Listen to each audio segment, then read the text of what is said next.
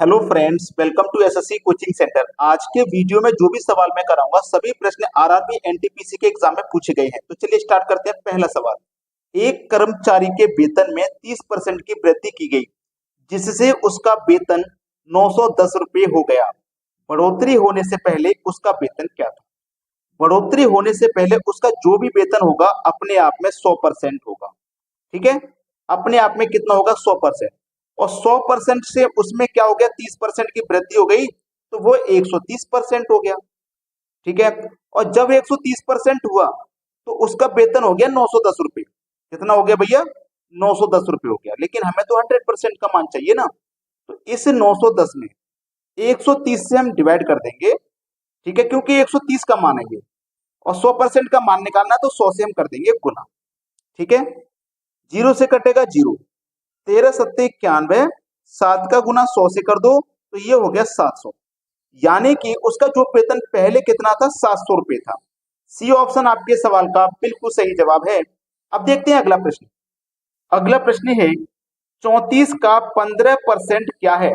RRB NTPC 2017 का सवाल। देखो, उसने बोला है 34 का, इस का मतलब होता है गुना का साइन। ठीक है, 15%, 15% परसेंट का मतलब है बटे में 100। जिसके साथ में परसेंट लगा हुआ है उसके बटे में आप 100 लिख सकते हैं। ठीक है, अब इसी को सरल करना है और आंसर आ जाएगा। देखो, 5 से कटेगा ये 3 बार में, और 5 से कट जाएगा ये 20 बार में। ठीक है, अब देखो, 2 से कट जाएगा ये 17 बार में, और 2 से कट जाएगा ये 10 बार में।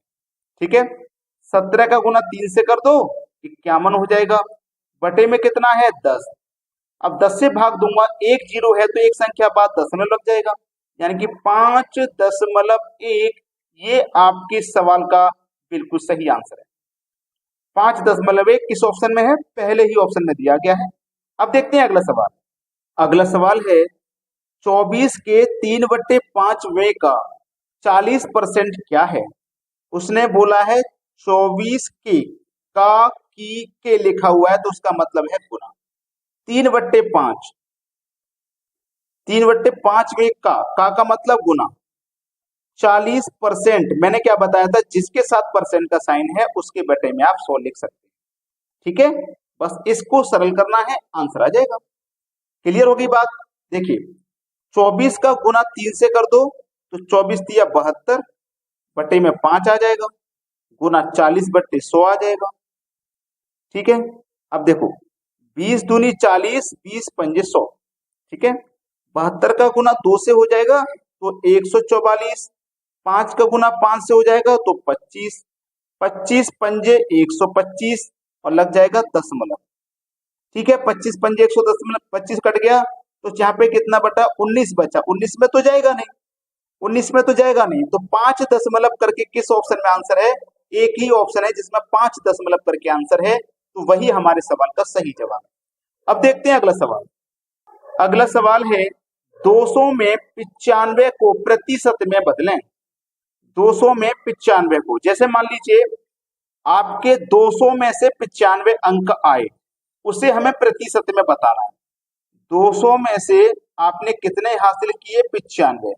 ठीक है, इसको प्रतिशत में बताना है, तो किसी भी चीज को जब प्रतिशत में बताना होता है तो 100 से गुना कर देते हैं।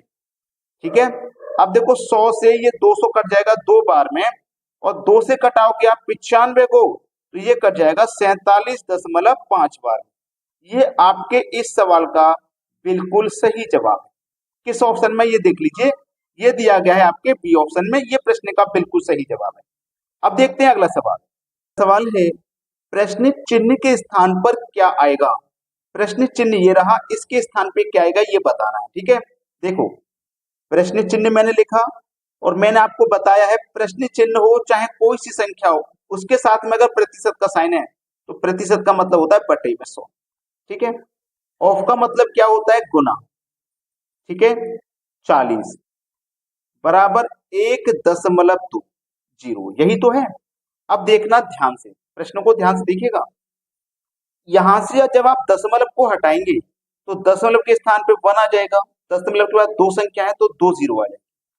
अब देखो, यहाँ पे बराबर का साइन है तो बराबर का सब साइन होता है, आमने सामने कट जाते हैं, ऊपर से ऊपर की संख्या कट जाती है, नीचे से नीचे की, तो यहाँ 100 से ये 100 कट जाएगा। तो ये क्या बचा आपके साथ में, क्वेश्चन मार्क गुने में 40 बराबर 120। अब दशमलव हट गया तो 120 है ये। अब बराबर में आमने सामने कट जाते हैं तो 40 से 120 कटेगा 3 बार में, तो क्वेश्चन मार्क का मान कितना आ गया भैया, 3 आ गया। ये आपके सवाल का बिल्कुल सही जवाब है, पहला ऑप्शन। सभी को समझ में आ गया होगा। अब देखेंगे अगला सवाल। अगला सवाल है, एक टीम 45 खेल जीतती है, जो खेले गए खेलों का 60% था, टीम ने कितने खेल खेले। देखो कितना खेले गए खेलों का 60% था। एक टीम 45 खेल जीतती है, जो खेले गए खेलों का 60% था, यानी कि जो खेल खेले हैं वो 60% खेले हैं, ठीक है। और यहाँ पे कितने 45, तो 60% की वैल्यू है 45, तो 1% की वैल्यू क्या हो जाएगी 45/60। और आपको क्या करना है, पहले से कटा के छोटा कर लो, 15 × 45, 15 × 60, मतलब 3/4। 1% की वैल्यू 3/4 है, तो 100% की कितनी होगी भैया, 100 से गुना कर दो, 100% का मान निकल के आ जाएगा। 4 से जब 100 को कटाओगे तो ये 25 बार में कटेगा, और 25 का गुना 3 से करोगे तो कितना आ जाएगा 75। ये आपके इस प्रश्न का बिल्कुल सही जवाब है 75, बी ऑप्शन बिल्कुल सही। अब देखते हैं अगला सवाल।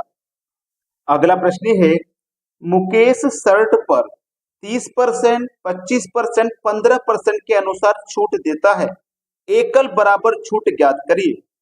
देखो उसने 3 छूट दी, तीनों को मिला के एक छूट क्या बनेगी वो हमें बतानी है, ठीक है। देखिए 30% की छूट है पहली, 30%, 30% का मतलब 30 लिखेंगे, परसेंट का मतलब बटे में 100 हो जाएगा। 10 से कट जाएगा 3 बार में, और 10 से कट जाएगा 10 बार में, मतलब 3/10 हो गया। यानी कि 10 रुपए की चीज पर 3 रुपए की छूट, 10 रुपए की चीज पर 3 रुपए की छूट है। अगर मैं 10 रुपए की चीज को 3 रुपए की छूट में बेचूंगा, मतलब 7 रुपए में बेचूंगा, ठीक है। दूसरी छूट है 25 की, 25%, इसका भी फ्रैक्शन वैल्यू निकालो। 25% का मतलब बटे में 100, 25 से कम 25, 25 चौके 100, मतलब 4 रुपए की चीज पर 1 की छूट। अगर मैं 4 रुपए की चीज पर 1 की छूट दे दूंगा तो मैं उसे 3 रुपए में बेचूंगा, है ना।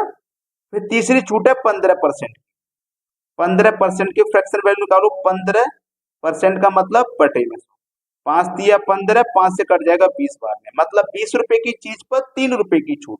अगर कोई चीज 20 रुपए की है, मैं उसे 3 रुपए की छूट दे दूंगा तो 17 रुपए में बेचूंगा, ठीक है। ये हुआ। अब इनको सबको आप इधर मल्टीपल कीजिए और इन सबको आप इधर मल्टीपल कीजिए। 20 का गुना 4 से करो 80, 80 का गुना 10 से करो 800, ठीक है। 17, 7, 3 और 17 का मल्टीप्लाई करो, ये हो जाएगा 357, ठीक है। अब 800 रुपए की चीज पर 357 की छूट, ठीक है। तो हम उसे कितने बेच रहे हैं, 357 800 में से घटा दो 443, कितने पर 800 पर। प्रतिशत में बताने के लिए 100 से गुना, 2 जीरो से कटा दो 2 जीरो, 8 से कटाओ इसको, 8 पंजे 40, 4 बचेगा 3 लगा दो 43, फिर से 8 पंजे 40, 3 बचेगा नहीं जाएगा 10 लगा दो 30, 8 तिया 24। अब देख लो 55.3 किस ऑप्शन में है, 55.3 सी ऑप्शन में है। ये सवाल का बिल्कुल सही जवाब है। अब देखेंगे अगला प्रश्न। अगला प्रश्न है, अनिल के वेतन में 40% की कमी की गई और उसके बाद उसमें 40% की वृद्धि की गई, उसके वेतन में अंतिम हानि प्रतिशत ज्ञात कीजिए। देखो इसको मैं एक फॉर्मूले से बताऊंगा, ए प्लस बी, ठीक है, प्लस का ए बी बट्टे 100। पहले वाली वैल्यू को ए मान लिए, दूसरी वाली को बी मान लिए। ए आपका कितना 40, कमी की गई है ना, जब कमी रहेगी तो माइनस का 40, दूसरे में वृद्धि की गई है, जब वृद्धि की जाएगी तो प्लस का 40 प्लस। अब देखो ये माइनस प्लस, तो प्लस माइनस क्या आता है, माइनस आता है, तो यहाँ पे माइनस है। ए का मान कितना है 40, बी का मान कितना है 40 बटे में कितना है 100। 2 जीरो से 2 जीरो आपके कट जाएंगे, 4 चौको कितना हो जाएगा 16, प्लस का 40 माइनस का 40 कट गया, माइनस का ये कितना आ गया 16 माइनस का, तो इसका मतलब 16% की हानि होगी। पहला ऑप्शन सवाल का बिल्कुल सही जवाब है। अगर आपने वीडियो को लाइक नहीं किया है ना अभी तक, तो भाई लाइक का बटन दबा दो। ठीक है, धन्यवाद।